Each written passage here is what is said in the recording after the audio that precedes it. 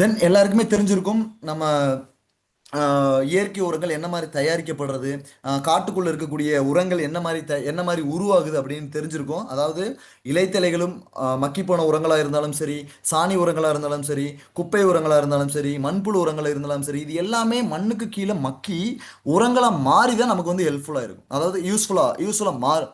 அந்த உரங்கள் மண்ணுக்கு கீழே மக்கி என்ன மாதிரி உரங்கள் மாறும் அப்படின்னு பார்த்தீங்கன்னா, இந்த ஃபோட்டோவில் காட்டியிருக்க மாதிரி ஹியூமிக் ஆசிட், ஃபல்விக் ஆசிட், ஹியூமின்கிற 3 விதமான இந்த உரங்கள் தான் உங்கள் மண்ணுக்கு கீழே மக்கி உங்களுக்கு வந்து கிடைக்கக்கூடிய ஒரு கண்டென்ட் சார். இந்த கண்டென்ட்டை எடுத்து நமக்கு பேக்கெட் வடிவத்தில் கொடுக்கக்கூடிய ஒரு பொருட்கள் தான் நம்மளோட ஹியூமிக் கிரானுவல்ஸும் ஹியூமிக் லிக்விடும் சார். இதுக்கான டிஃப்ரென்ஷியேட் என்ன சார்? ரெண்டுமே ஹியூமிக் கண்டென்ட் தான் இருக்குது. ரெண்டுக்கும் என்ன டிஃப்ரென்ஸுங்கிறத நான் வந்து கடைசி ஸ்லைடு வச்சிருக்கேன். அதுக்கு முன்னாடி இந்த ஹியூமிக் வந்து எப்படி தயாரிக்கப்படுது அப்படின்னு பார்த்தீங்கன்னா, கண்டிப்பாக அக்ரிகல்ச்சர் பயோ வேஸ்ட்னு சொல்லுவாங்க சார். அதாவது நம்ம வேஸ்ட்னு சொல்லிக்கிட்டு அக்ரிகல்ச்சரை பொறுத்தவரை என்ன மாதிரி ஒரு தேவைகள் செடிகளுக்கு இருக்குன்னு சொன்னீங்க பார்த்தீங்கன்னா, அக்ரிகல்ச்சருக்கு அந்த குப்பைகள் தான் மிக முக்கியமான ஒரு பயன்பாடு சார். அதாவது ஒரு சாணி உரமாக இருக்கலாம், குப்பை உரமாக இருக்கலாம், வேற ஏதாவது நம்ம மூடாக்குன்னு சொல்லுவாங்க. அதாவது தென்னையிலேருந்து விழுகிற அந்த மட்டைகளை எடுத்து தென்னையை சுற்றி போடுவாங்க. அதெல்லாம் எதுக்கு அப்படின்னு பார்த்தீங்கன்னா, அதெல்லாம் மண்ணை வந்து ஈரப்பதத்தை தக்க வச்சுக்க, அதிகமாக களைகள் வராமல் இந்த மாதிரி மெத்தட்லாம் பயன்படுத்துவாங்க. அதாவது இந்த அக்ரிகல்ச்சர் வேஸ்ட்டெல்லாம் எடுத்துகிட்டு போயிட்டு அதை மண்ணுக்கு கீழே வச்சு அது மூலயமா தயாரிக்கப்பட்ட உரங்கள் தான் நம்மளோட ஹியூமிக் கிரானுவல்ஸும் ஹியூமிக் லிக்விட். இதனோட குணம் என்ன? ஹியூமிக்கோட குணம் என்ன அப்படின்னு பார்த்தீங்கன்னா, மண்ணோட வளத்தை அதிகப்படுத்தி கொடுக்கறது தான் ஹியூமிக்கோட மிக முக்கியமான வேலை சார். அதாவது உங்கள் வயலில் மண்ணோட தன்மை அதிகமாகணும், உங்கள் வயலில் மண்ணோட மண்ணோட வளத்தை அதிகப்படுத்தி கொடுக்கணும் அப்படின்னு பார்த்தீங்கன்னா, உங்கள் மண்ணுக்குள்ளே இருக்கிற நுண்ணுயிரோட பெருக்கம் அதிகமாகணும் சார். நீங்கள் அதிகமாக வந்து உரம் போடுறதுனால உங்களுக்கு அதிகமாக விளைச்சல் வரப்போகிறது கிடையாது. நீங்கள் வந்து அதிகமாக வந்து பூச்சி மருந்தோ களை மருந்தோ அதிகமாக வந்து விளைச்சல் வரப்போகிறது கிடையாது சார். கண்டிப்பாக உங்கள் மண்ணில் எந்த அளவு மண் வளம் இருக்கோ, எந்த அளவு நுண்ணுயிர் பெருக்கம் இருக்கோ, அந்த அளவு தான் உங்கள் மண்ணோட வளம் வந்து உங்கள் அடுத்த ஜென்ரேஷனுக்கு வந்து உங்களுக்கு வந்து விவசாயம் வந்து பாதுகாக்கப்படும் சார். இந்த மண்ணில் இருக்க நுண்ணுயிரோட பெருக்கத்தை அதிகப்படுத்தி கொடுக்கறது தான் ஹியூமிக்கோட மிக முக்கியமான வேலை. அதாவது எக்கச்சக்கமான ஒரு தூசி பறந்தால் கூட அந்த தூசியில் கூட கோடிக்கணக்கான நுண்ணுயிர்கள் இருக்குது சார். ஒரு கைப்பிடி மண் எடுத்து நீங்கள் அந்த சாயில் டெஸ்ட் பண்ண கொடுத்தீங்கன்னா, நம்ம உலக மக்கள் தொகையை விட அதிகமான நுண்ணுயிர்கள் அந்த ஒரு கைப்பிடி மண்ணுக்குள்ளே இருக்கும். அந்த அளவு நுண்ணுயிரோட பெருக்கத்தை தான் இன்னைக்கு வந்து ரசாயன உரத்தோட தேவையை அதிகமாக யூரியா யூஸ் பண்ணி, அதிகமாக டிஏபி, அதிகமாக பொட்டாஷ் வந்து அளவுக்கு அதிகமாக யூஸ் பண்ணி தான் இந்த மாதிரி நுண்ணுயிர்கள் தான் நம்ம வந்து அழிச்சுக்கிட்டு இருக்கோம். இந்த நுண்ணுயிர் பெருக்கத்தை அதிகப்படுத்தி கொடுக்கறதுக்கான மிக முக்கியமான வேலையை கொடுக்கறது தான் நம்ம ஹியூமிக். இந்த ஹியூமிக் எப்படி நுண்ணுயிர் பெருக்கத்தை அதிகப்படுத்தும் அப்படின்னு பார்த்தீங்கன்னா, இந்த நுண்ணுயிர்களுக்கு தேவையான உணவு என்ன மாதிரி உணவு தேவை அப்படின்னு பார்த்தீங்கன்னா, கார்பன்கிற ஒரு சத்து தான், மண்ணுக்குள்ளே இருக்கிற அந்த கார்பன்கிற சத்து தான் இந்த நுண்ணுயிர்களுக்கு தேவையான உணவு. அதாவது அந்த கார்பன் சத்து நம்ம ஹியூமிக் ஆசிட்ல அதிகம் இருக்கிற காரணத்தினால ஹியூமிக் குருணையோ ஹியூமிக் லிக்யூடோ நீங்கள் மண்ணுக்குள்ளே போடும்போது இந்த மண்ணுக்குள்ளே இருக்கிற பல கோடிக்கணக்கான நுண்ணுயிர்கள் அதை உணவாக எடுத்துக்கிட்டு அதனோட பாப்புலேஷனை அதிகப்படுத்தும் சார். அதாவது நுண்ணுயிரோட பெருக்கத்தை மண்ணுக்குள்ளே அதிகப்படுத்தி கொடுக்கறதா ஹியூமிக்கோட மிக முக்கியமான வேலை. ரெண்டாவது வேலை விதையோட முளைப்பு திறன். இந்த லெஃப்ட் சைடு கண்ட்ரோல்னு கொடுத்தது வந்து பார்த்தீங்கன்னா ஹியூமிக் கொடுக்காத ஒரு நெல் விதை. ரைட் சைடு கண்ட்ரோலுங்க ஹியூமிக்னு கொடுத்தது வந்து நம்ம ஹியூமிக் கொடுத்த ஒரு நெல் விதை. அதாவது நம்ம ஹியூமிக் கொடுக்காத நெல் விதையோட முளைப்புத்திறன் நீங்களே பாருங்க, கிட்டத்தட்ட ஒரு 40லேருந்து 50% விதைகள் தான் முளைச்சு வந்திருக்கு. அதுவே ஹியூமிக் கொடுத்த நெல் விதையோட முளைப்புத்திறன் பாருங்க, கிட்டத்தட்ட 70லேருந்து 75% உங்களுக்கு வந்து நெல்லோட விதையோட முளைப்புத்திறன் உங்களுக்கு தெரியும். அதாவது எந்த ஒரு விதைகள் விதைக்கிறதுக்கு முன்னாடியும் நீங்கள் வந்து விதைகளை வந்து ட்ரீட்மெண்ட் பண்ணணும், ட்ரீட்மெண்ட் பண்ணணும். அப்படி ட்ரீட்மெண்ட் வந்து ஹியூமிக் ஆசிடோட பண்ணும்போது அந்த விதையோட முளைப்புத்திறனை அதிகப்படுத்தி கொடுக்கறது தான் ஹியூமிக்கோட இன்னொரு மிக முக்கியமான வேலை. லாஸ்ட் தென் மூணாவது என்ன அப்படின்னு பார்த்தீங்கன்னா, அக்ரி 82ங்கிறது தண்ணியோட கார அமிலத்தன்மையை நிலைப்படுத்தி கொடுக்கறது.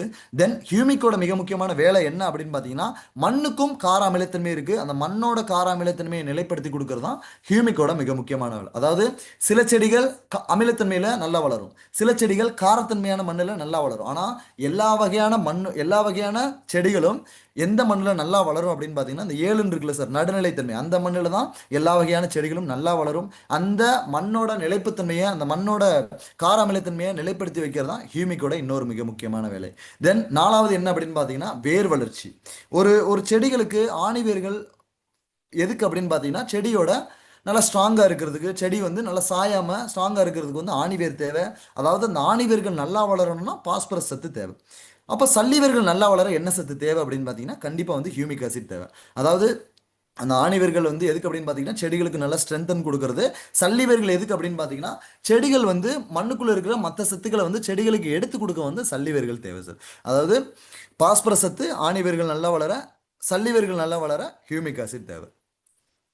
தென் மண்ணோட இலகுத்தன்மை ரொம்ப முக்கியம். சாயிலில் எந்த அளவு போரோசிட்டி, எந்த அளவு காற்றோட்டம் இருக்கோ அந்த அளவு தான் நுண்ணுயிர் பெருக்கம் அதிகமாகும், அந்த அளவு தான் வேர் வளர்ச்சியும் அதிகமாகும், அந்த அளவு தான் தண்ணியும் உங்கள் மண்ணுக்குள்ளே ஈஸியாக இறங்கி உங்கள் செடிகளுக்கு நல்ல ஒரு growth கிடைக்கும். அந்த மண்ணோட இலகுத்தன்மையை அதிகப்படுத்தி கொடுக்கவும் நம்மளோட ஹியூமிக் ஆசிட் வந்து ரொம்ப ஹெல்ப்ஃபுல்லாக இருக்கும். தென் ஹியூமிக்கோட மிக முக்கியமான இன்னொரு வேலை, ஹியூமிக்கில் இருக்கிற ஃபல்விக் ஆசிடோட வேலை அந்த செடியோட எல்லா விதமான செடிகளுக்கும் அந்த கிளை வளர்ச்சியை அதிகப்படுத்தி கொடுக்கறது தான் ஹியூமிக்கோட மிக முக்கியமான வேலை. அந்த ஹியூமிக் ஆசிட்ல இருக்கிற ஃபல்விக் ஆசிட்டோட கண்டென்ட் என்ன அப்படின்னு பார்த்தீங்கன்னா, ஒரு செடிகளுக்கு கிளையோட வளர்ச்சி, எல்லா விதமான செடிகளையும் கிளை வளர்ச்சி அதிகமாக இருந்தால் மட்டும்தான் உங்களுக்கு நல்ல ஒரு ஈல்டு கிடைக்கும். அந்த கிளை வளர்ச்சி அதிகப்படுத்தி கொடுக்கறதுக்கு ஹியூமிக் ஆசிட்ல இருக்கிற அந்த ஃபல்விக் கண்டென்ட் வந்து ரொம்ப ஹெல்ப்ஃபுல்லாக இருக்கும். தென் ஹியூமிக் கிரானுவல்ஸ் வந்து 3 to 6 மாத பயிர்கள், நெல்லாக இருக்கலாம், பருத்தியாக இருக்கலாம், தென் கரும்பாக இருக்கலாம், பல்லாண்டு பயிர்களான தென்னை, தென் கோதுமை, தென் பாக்கு, ரப்பரு, மாங்காய், இது மாதிரி எல்லா விதமான பயிர்களுக்கும் நம்ம அடி உரமாக நம்ம ஹியூமிக் கிரானுவல்ஸை கொடுக்கலாம். அதில் 3 to 6 மாத பயிர்களுக்கு வந்து 5 to 10 கிலோ வரை ஒரு ஏக்கருக்கு கிரானுவல்ஸை நீங்கள் வந்து அடி உரமாக கொடுக்கலாம். தென் கொய்யா மாதிரி, தென் தென்னை மாதிரி, மாங்காய் மாதிரி பயிர்களுக்கு 5 வயசுக்குள்ள உள்ள ஒரு தென்னங்கண்ணா இருந்துச்சு, 5 வயசுக்குள்ள உள்ள ஒரு மாங்கண்ணா இருந்துச்சுன்னா 100 to 150 கிராம் ஒரு மரத்துக்கு நீங்கள் அப்ளை பண்ணுங்க. அதுவே 10 வயசுக்குள்ள 5 to 10 வயசு இருந்துச்சுன்னா மேக்ஸிமம் 1/4 கிலோ வர ஒரு மரத்துக்கு, அதாவது 250 கிராம் வர ஒரு மரத்துக்கு நீங்கள் வந்து அப்ளை பண்ணலாம். சார் 15 வயசு 20 வயசு ஒரு தென்னங்கண்ணு அதுக்கு எவ்வளோ அப்ளை பண்ணலாம் அப்படின்னு பார்த்தீங்கன்னா, கிட்டத்தட்ட 3/4 கிலோ வர ஒரு மரத்துக்கு நீங்கள் ஹியூமிக் குருணை கொடுக்கலாம். அதாவது 500 கிராம்ல இருந்து 700 கிராம் வரை நீங்கள் வந்து ஹியூமிக் கிரானுவல்ஸ் வந்து நீங்கள் வந்து அப்ளை பண்ணலாம் ஒரு மரத்துக்கு. ஓகேங்களா? தென் ஹியூமிக் லிக்யூடு, நான் ஆல்ரெடி சொன்ன மாதிரி ஹியூமிக் லிக்யூடை நீங்கள் வந்து விதை நேர்த்தி பண்ணணும். எந்த விதமான பயிர்களாக இருந்தாலும் விதை நேர்த்தி பண்ணும்போது அந்த விதையோட முளைப்பு திறனை அதிகப்படுத்துறதுக்கு ஹியூமிக் ஆசிட் ரொம்ப ஹெல்ப்ஃபுல்லாக இருக்கும். அதை எப்படி சார் விதை நேர்த்தி பண்ணணும் அப்படின்னு பார்த்தீங்கன்னா, விதைக்கிற பயிர்கள் நெல்லாக இருக்கலாம், கோதுமையாக இருக்கலாம், தென் மக்காச்சோளமாக இருக்கலாம், கடலையாக இருக்கலாம், பருத்தியாக இருக்கலாம், அது மாதிரி விதைக்கிற பயிர்கள் இருக்கக்கூடிய எல்லா விதமான விதைகளையும் 1 கிலோ விதை எடுத்துக்கிட்டிங்கன்னா அதில் 10 மில்லி ஹியூமிக் லிக்யூடு நல்லா மிக்ஸ் பண்ணிவிட்டு ஒரு அரை மணி நேரமோ ஒரு 1 மணி நேரமோ வச்சிருந்து அதுக்கப்புறம் நீங்கள் விதைக்கும் போது அந்த விதையோட முளைப்பு திறன் நான் ஃபோட்டோ காட்டின மாதிரி 40-50 விதை முளைக்கிற இடத்துல ஒரு 70 விதையோ 80 விதையோ முளைக்கிற மாதிரி அந்த முளைப்பு திறன் அதிகப்படுத்தி கொடுக்குறது தான் ஹியூமிக்கோட இன்னொரு வேலை. தென் வேர் நனைப்பு, அந்த நர்சரி நாற்று பண்ணையிலேருந்து நாற்றுக்களை பிடுங்கிட்டு வரும்போது சில வேர்கள் அடிபடும் சார், நாடு பிடுங்கும் போது அடிபடும். அந்த அடிபட்ட வேர்கள் நல்லா முளைச்சி வர்றதுக்கு வேர்களை வந்து தண்ணியில் நனைச்சி எடுப்பாங்க. அந்த ஃபோட்டோவில் காட்டியிருக்க மாதிரி அந்த பக்கெட்டில் இருக்க தண்ணியில் 1 லிட்டர் தண்ணி இருந்துச்சு அப்படின்னா அதில் 5 மில்லி ஹியூமிக் லிக்விட் வச்சு நல்லா மிக்ஸ் பண்ணிவிட்டு ஜஸ்ட் டிப் பண்ணி எடுத்தால் போதும் அந்த நாற்றுக்களை.